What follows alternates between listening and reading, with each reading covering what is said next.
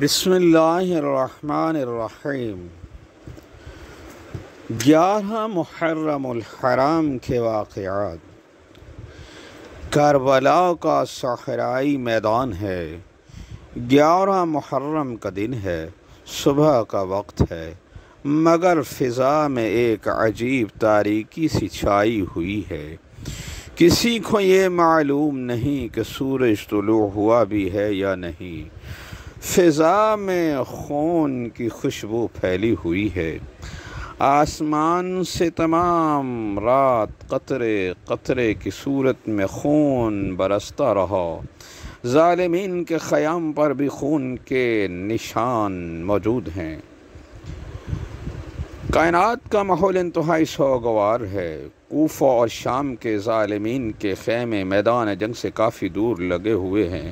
ان خیام کے نزدیک ایک طرف چند اور خیمے لگے ہوئے ہیں کہ جن کے چاروں طرف جناب جبرائیل نے تطہیر کی ہی قناتیں استوار کی ہوئی ہیں، جہاں اللہ تعالیٰ کی جبروتیت کا ایسا پہرا ہے کہ کسی کی نگاہ ان خیام کی طرف اٹھنے کی جرأت ہی نہیں کر سکتی، کیونکہ ان خیام کے اندر پردہ وحدت کی مالکہ معظمہ و مستورات تشریف فرما ہے۔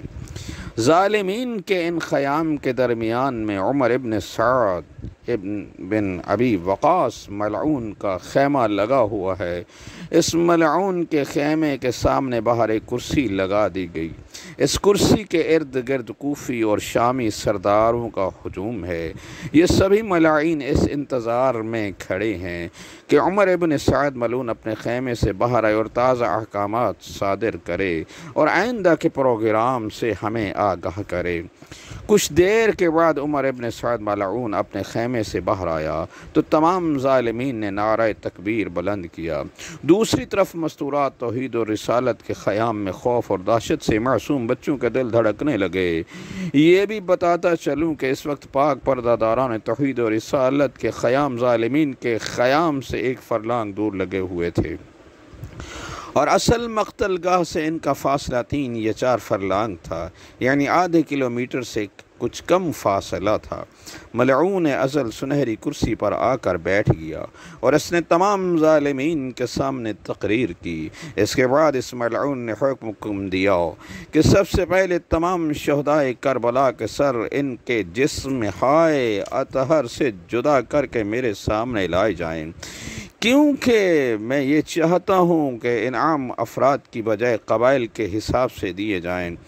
دوسری اہم بات یہ ہے کہ ابھی منادی کرائی جائے کہ موجودہ لشکر میں سے کوئی بھی شخص ابھی کوفہ نہیں جائے گا، بلکہ ہم سب سے پہلے اپنے مقتولین کی لاشیں دفن کریں گے۔ اس کے بعد سب مل کر کوفہ کے لیے روانہ ہوں گے۔ صاحبان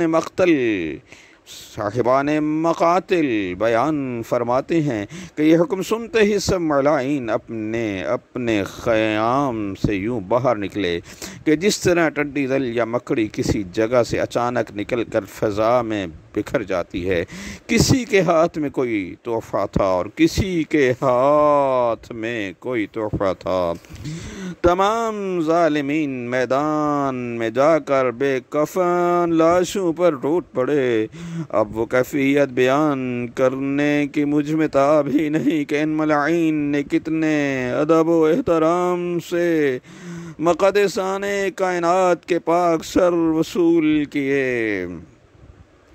تمام شہدائے کربلا کے سرہائے اطہر عمر ابن سعد کے سامنے لائے گئے۔ اس ملعون نے قبائل میں سرہائے اطہر تقسیم کرنا شروع کیے تو تقسیم کے دوران قبائل ایک دوسرے سے جھگڑتے رہے اور کئی مرتبہ تلواریں نیاموں سے باہر آئیں، کیونکہ ہر قبیلہ چاہتا تھا کہ ہمیں زیادہ سے زیادہ سر اطہر ملیں تاکہ ہمارے قبیلے کو زیادہ سے زیادہ انعامات ملیں۔ ابن سعد ملعون نے حکم دیا کہ یہ تمام سر اطہر تو خاک و خون میں اس قدر غلطان ہیں کہ پہچانے ہی نہیں جا رہے، اس لیے ان پاک سروں کو دھو کر لایا جائے تاکہ ابن زیاد ملعون انہیں پہچان تو سکے۔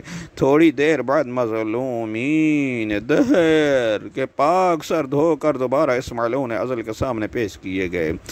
اس وقت قبائل کے حساب سے ان پاک سروں کو تقسیم کچھ یوں عمل میں آئی قبیلہ بنی کندہ کو 13 سر اطہر ملے، قبیلہ حوازن کو 20 سر اطہر ملے، قبیلہ بنی تمیم کو 19 سرہائے اطہر ملے، قبیلہ بنی اسد کو 16 سرہائے اطہر ملے، قبیلہ بنی مزحج کو 17 سرہائے اطہر ملے، قبیلہ بنی بکر بن وائل کو 4 سر اطہر ملے، متفرق قبائل کو 13 سر اطہر ملے، یعنی کل قبائل میں 92 سر اطہر تقسیم کیے گئے، جبکہ کل شہید 144 ہیں۔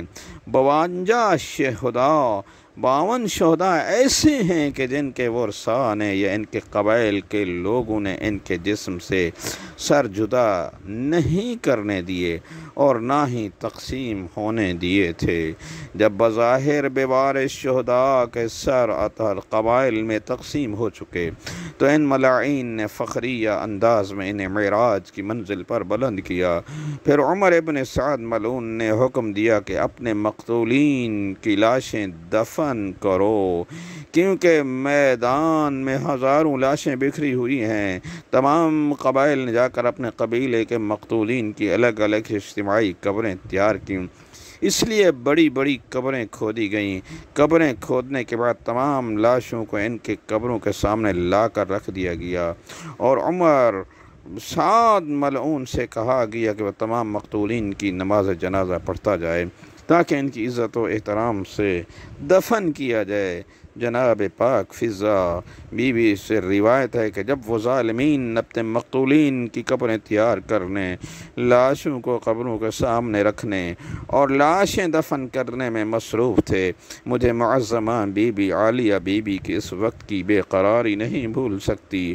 پاک معظمہ بی بی اپنے خیمے میں تشریف فرماتی اور تھوڑی تھوڑی دیر کے بعد اپنے پاک خیمہ کے پردے کا ایک گوشہ اٹھا کر ان ملاعین مقتولین کی لاشوں کو دیکھتی اور بے تاب ہو کر اپنی آنکھیں اشکبار کر لیتی، گویا کہ ایک حسرت و اضطراب کی ملی جلی کیفیت ان کے چہرہ اقدس سے عیاں تھی۔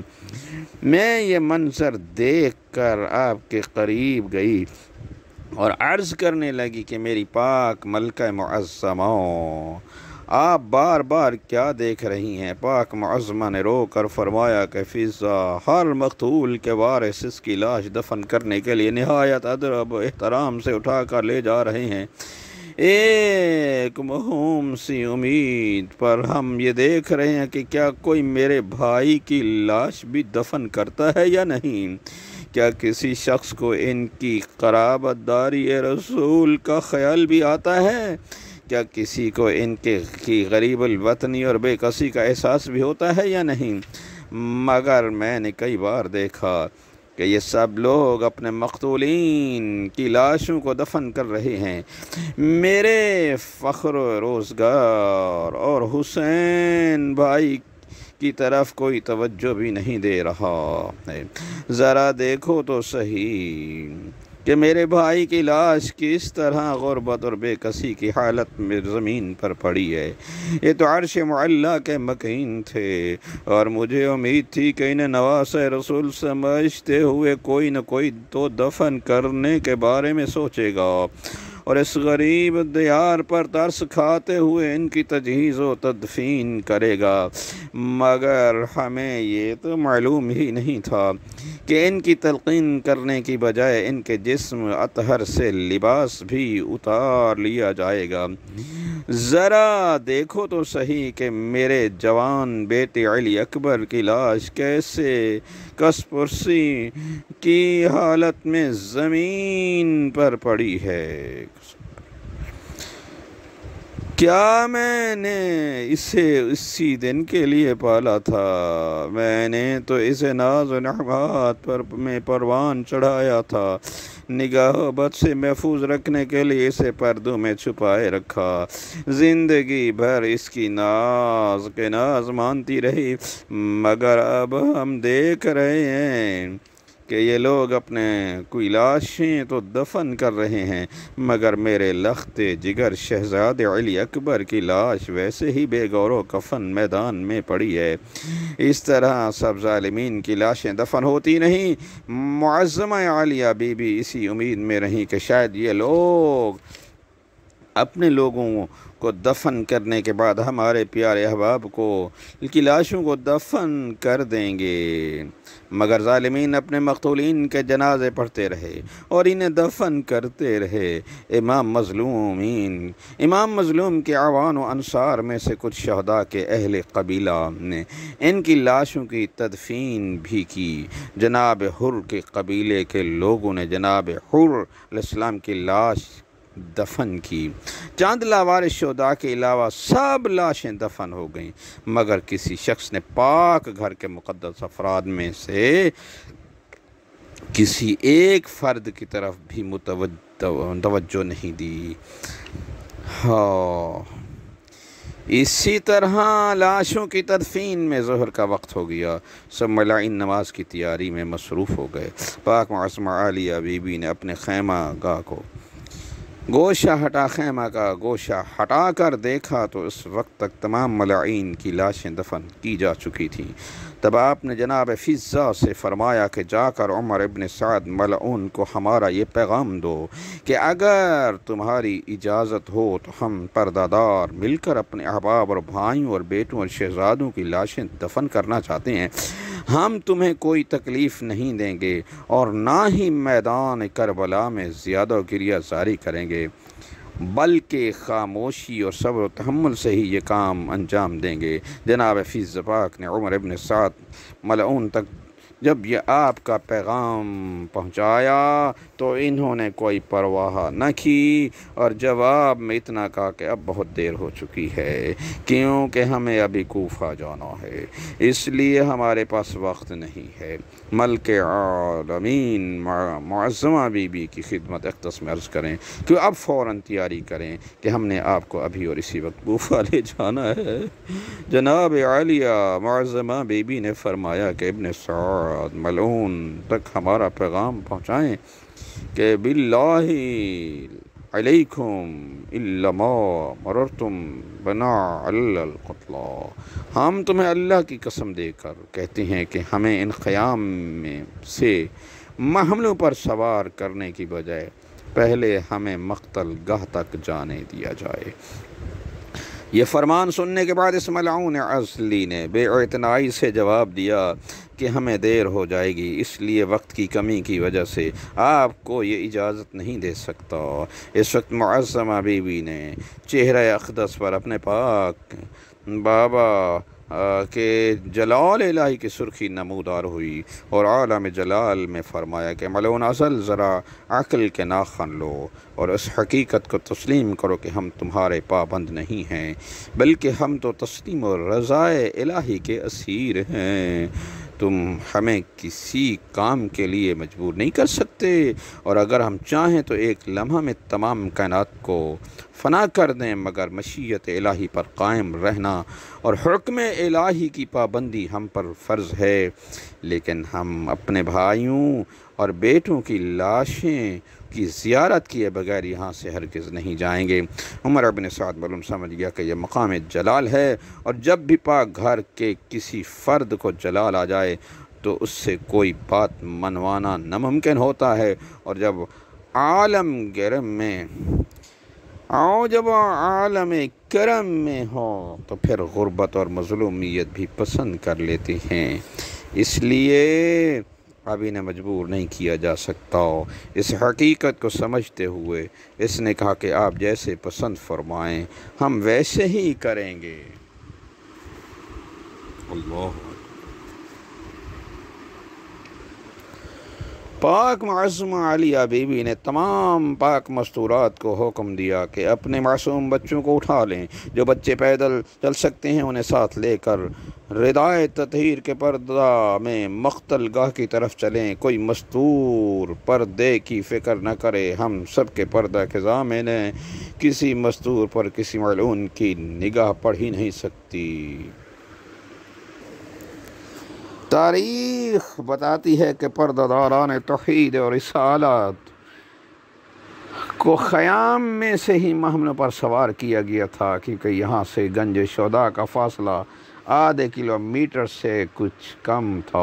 اس لیے ظالمین نے عرض کیا کہ آپ چونکہ پردہ دار ہیں اور کم سن بچے بھی ہیں آپ کے ساتھ ہیں، اس لیے پیدل سفر نہ کریں، اور مناسب یہی کہ محملوں پر سوار اقتل مقتل تک تشریف لے جائیں۔ دوسرا یہ کہ آپ کے فرزند جناب سجاد بہت زیادہ بیمار اور علیل ہیں، وہ پیدل نہیں چل سکتے، اس لیے محملوں پر سوار ہونا زیادہ مناسب ہوگا۔ یہاں سے تمام پاک مستورات محملوں میں سوار ہوئیں۔ جب محمل مقتل گاہ کے قریب پہنچے تو وہاں آپ محملوں سے اتریں، بس سبھی اونٹ بیٹھے نہیں تھے، پہلے اتر پڑیں۔